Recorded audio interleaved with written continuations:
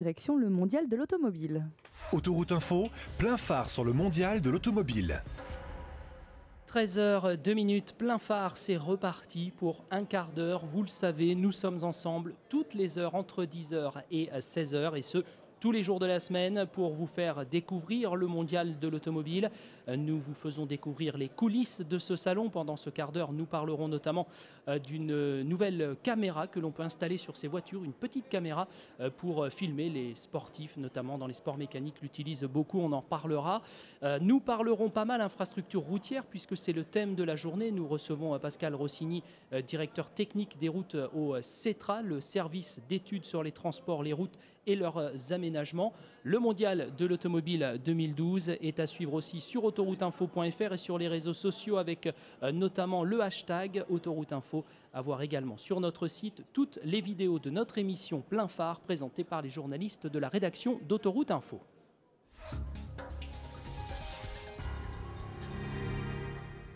Mais on commence avec l'actualité du jour pour ce mercredi 3 octobre. Vous l'avez entendu il y a une heure, nous étions en direct de la cour de l'Elysée avec Stéphane Chabrier pour un conseil des ministres spécial transport. La feuille de route transport présentée ce matin en conseil des ministres par Frédéric Cuvillier. On écoute tout de suite le ministre délégué au transport au micro donc de Stéphane Chabrier. Nous lançons dans les prochaines semaines la réforme du ferroviaire. Nous mettons en place une commission parlementaire d'évaluation du SNIT.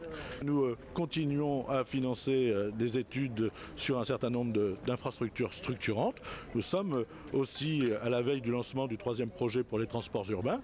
C'est du concret et nous mesurons l'enjeu qu'il y a pour nos industries des transports, qu'elles soient ferroviaires ou aéronautiques. Il y a une mission sur le développement des infrastructures pour les véhicules électriques qui va être lancée. Oui, et nous allons également, dès cet après-midi, avec Delphine Bateau, avec Arnaud Montebourg, regarder quelles sont les conditions pour préparer l'environnement urbain à cet enjeu du véhicule électrique, c'est-à-dire accompagner les collectivités, mettre des prises et des chargements des batteries et cofinancer des projets.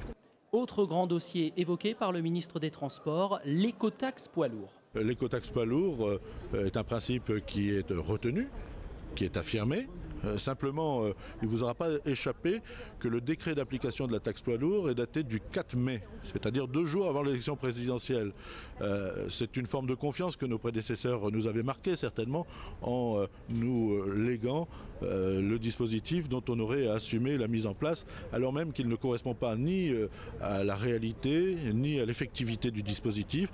Il nous faut donc mettre un dispositif qui soit simple, qui soit clair, qui soit efficace et qui permette le financement d'infrastructures permettant une transition environnementale et énergétique.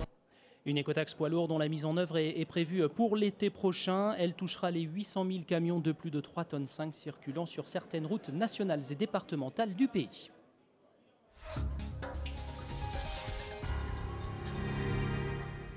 Et retour à l'actualité trafic sur Autoroute Info à 13h05 avec une information à diffuser en priorité. Et sur l'autoroute A5B en direction de Paris, il y a un patrouilleur qui est en train de traverser les voies après la sortie numéro 12. Un patrouilleur qui traverse les voies pour ramasser un obstacle, une bâche sur la voie de gauche. Extrême prudence donc pour vous qui circulez sur l'autoroute A5B en direction de Paris après la sortie numéro 12 en raison donc de cet agent qui traverse les voies. On en reparle à 13h15 sur Autoroute Info. Et pour l'instant, en direct du mondial de l'automobile, nous parlons infrastructure routière. Plus d'1 million de kilomètres de routes en France. La première route goudronnée en France date de 1905, ça ne date pas d'aujourd'hui. Et il y a beaucoup de travail à faire avant de pouvoir construire une route, avant de pouvoir inventer une route, si je puis me permettre cette expression. Pascal Rossini, bonjour.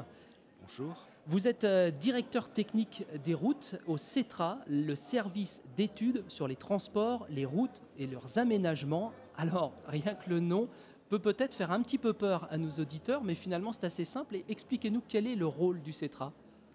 Alors le CETRA, en fait, il fait et il diffuse ce qu'on appelle l'état de l'art. En fait, l'état de l'art, c'est l'état des connaissances sur la façon de construire des routes, des autoroutes, des ponts. Mais vous ne vous contentez pas de les diffuser, j'imagine, vous les créez. Tout à fait. J'ai bien commencé par dire on fait l'état de l'art et ensuite on le diffuse. Absolument. Donc en fait, on élabore l'état de l'art. Alors je précise tout de suite, on ne le fait pas tout seul. On le fait avec toute la profession, avec les sociétés d'autoroutes, avec les collectivités, avec les entreprises.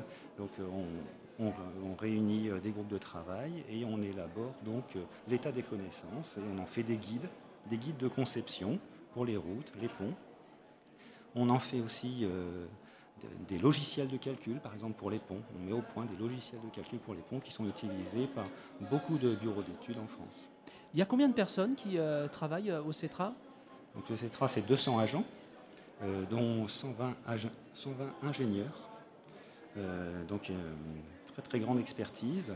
On travaille aussi avec l'ensemble du réseau scientifique et technique du ministère de l'écologie, du développement durable et de l'énergie. Donc en tout, ça représente plusieurs milliers d'agents qui travaillent sur l'ensemble du territoire, qui mettent en application les dispositions qui sont mises au point, mais aussi nous font remonter le retour d'expérience. Donc on capitalise le retour d'expérience de tel procédé technique, est-ce que ça a bien fonctionné, est-ce que ça a mal fonctionné. Et c'est comme ça qu'on fait des guides de conception, on fait des guides de conception qui sont enrichis des expériences du terrain. Enrichi aussi de tentatives d'innovation, puisqu'au CETRA, on expérimente des innovations. Enrichi aussi par tous les travaux de recherche. On travaille avec l'IFSTAR, qui est l'ancien laboratoire central des ponts et chaussées. L'anciennement INRETS. Et qui a fusionné avec l'INRETS, tout à fait.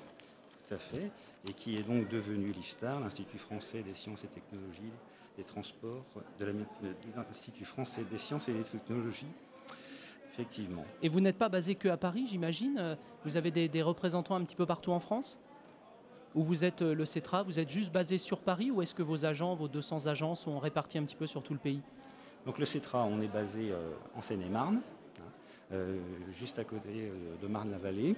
Et donc on travaille aussi avec le pôle scientifique et technique de Marne-la-Vallée.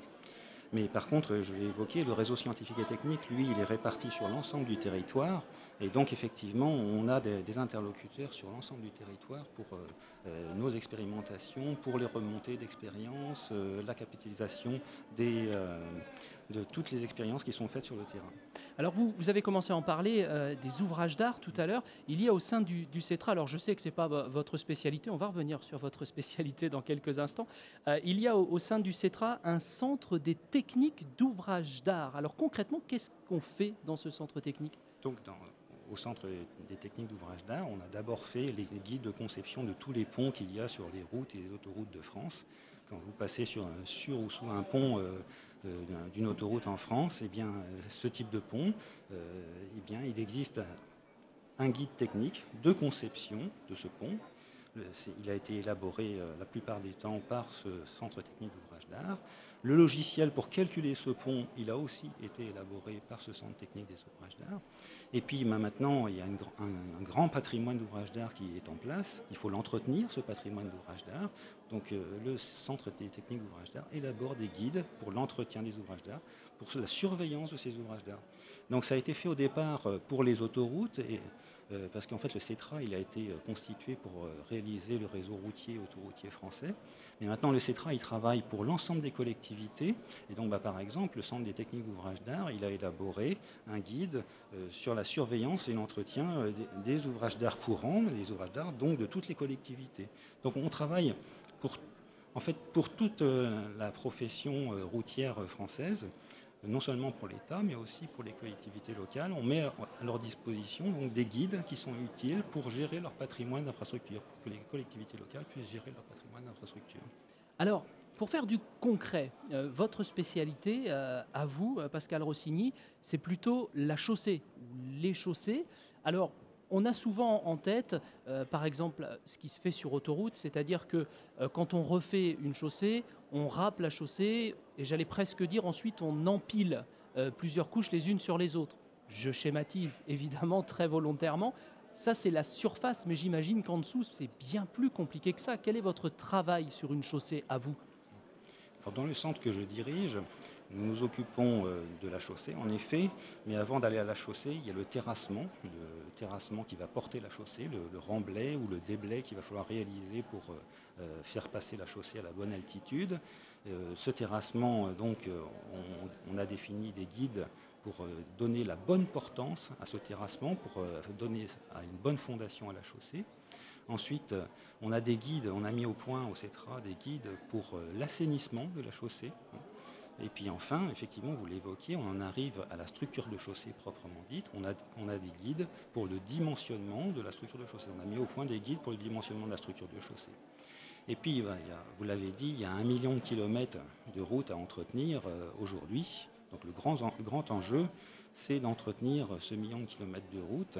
Donc on travaille beaucoup actuellement à élaborer des guides pour entretenir ces routes avec la préoccupation du développement durable, avec la préoccupation qui est donc de préserver les ressources qui deviennent rares, de sable, de granulats et aussi d'énergie, de bitume, tous ces matériaux dont on sait qu'ils ne vont pas durer indéfiniment, donc il faut préserver ces ressources. Donc on travaille à élaborer des guides pour limiter la consommation de tous ces matériaux. Et une des solutions, ça passe par le recyclage. Donc en fait, on travaille à mettre au point des techniques pour recycler dans les chaussées des produits d'anciennes chaussées qu'on a démolies. Donc travailler au recyclage des chaussées pour minimiser l'impact sur l'environnement, de devoir aller chercher d'autres matériaux ailleurs. Ah oui, donc vous regardez vraiment ce qu'il y a autour. Vous ne vous contentez pas, j'allais dire, du lieu où on va faire les voies, quoi. Vous regardez tout ce qui se passe autour. Voilà, donc effectivement, il y a cette préoccupation-là. Il y a la préoccupation de préserver la ressource pour les laisser aux générations futures. C'est ça la démarche de développement durable. Et puis, avec le nouveau gouvernement et la conférence environnementale d'il y a 15 jours a été enclenchée ce qu'on appelle la transition énergétique. Donc on travaille aussi à limiter la consommation d'énergie quand il faut construire une route ou quand il faut rénover une route. Donc, on travaille par exemple au développement de béton bitumineux qui est non pas chaud, mais on dit tiède, c'est-à-dire chauffer moins fort qu'on le faisait par le passé pour consommer moins d'énergie à les chauffer. Merci beaucoup Pascal Rossini d'être passé par nos studios. Je rappelle que vous êtes membre du CETRA, le service d'études sur les transports, les routes et leurs aménagements, et que vous êtes directeur technique des routes. Alors là, on a parlé un petit peu de guides que vous créez, que vous recherchez, vous essayez toujours d'innover. Et bien justement, nous, sur Autoroute Info, on va maintenant retrouver la minute de l'innovation. Gros plan sur une caméra utilisée notamment dans les sports mécaniques avec la société GoPro. Présentation avec Édouard Dormois, assistant commercial. On est sur une petite caméra qui fait 200 grammes sur 2 cm 5 sur 6 cm. Elle vient avec un caisson étanche jusqu'à 60 mètres et en plexiglas renforcé. Du coup, cette petite caméra est anti-choc. Elle a subi plusieurs chocs pour les utilisations extrêmes que nos partenaires en font, et elle résiste excessivement bien. Parce que ce qu'il faut préciser, c'est que c'est une caméra pour le sport, que les professionnels du sport utilisent, avec un grand angle. Exactement, c'est un angle de 170 degrés, c'est à la base pour le sport, et au jour d'aujourd'hui on s'est aperçu que notre public était venu à se diversifier. Et alors, grande nouveauté sur cette caméra, on peut l'utiliser à distance? Exactement, alors là c'est la grande nouveauté sur le salon de l'auto du coup. On a lancé le Wi-Fi Backpack, donc c'est un petit module que l'on va brancher à l'arrière de la caméra, qui va venir avec une petite extension de caisson juste derrière, qu'on va synchroniser avec une télécommande. Le tout est toujours étanche jusqu'à 60 mètres. Et avec cette petite caméra, on a 180 mètres de portée. Équipé du Wi-Fi Backpack, il vous faudra investir un peu plus de 450 € et notez que vous pouvez essayer de la gagner si vous passez au Mondial de l'Automobile en vous inscrivant sur le stand 221 qui se trouve dans le stand 2.2. Alors il faut le faire avant 15 h. Il y a tous les jours 4 caméras à gagner. 13h15, il est temps pour nous de revenir à l'actualité trafic. L'émission Plein Phare revient dès 14 h en compagnie d'Éric Fromentin à la régie vidéo et de Sébastien Bontemps à la régie vidéo, pardon, une émission réalisée par Éric Fromentin. Prochain rendez-vous donc dans 45 minutes. Liberté, vacances. Si vous utilisez vos chèques vacances pour payer votre